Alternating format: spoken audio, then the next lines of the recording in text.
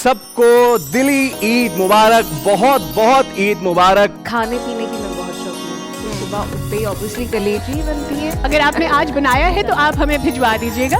Online shopping तो नहीं करते? ऑनलाइन नहीं क्या भाई वगैरह जहाँ बात से तो नहीं आए? पूछ रहे थे कि गाय ऐसी होनी चाहिए जो आराम से गिरे। ये आया सेकंड।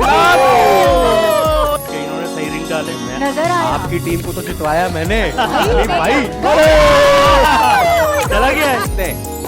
और आपके लिए भाई तो यहाँ पर ले रखिए। नमकीन बोटी जो पेशावरी बोटी भी कहलाई जाती है, वो बड़ा शौक से मैं बनाती भी हूँ और खाती भी हूँ। खिलाती हैं। आप घर आए गिराते रहेंगे, लेकिन पहले ये जरूरी था कि आप लोगों के साथ ही ईद मना लें। कुर्बानी का जज्बा ही यही है। आप में से स्केचिंग किसकी अच्छी है? आप मेरी तरफ ऐसे देख रहे हैं, अच्छा ठीक है मेरी अच्छी है। आप तो कटे हैं अभी रिसेंट बहुत दफा।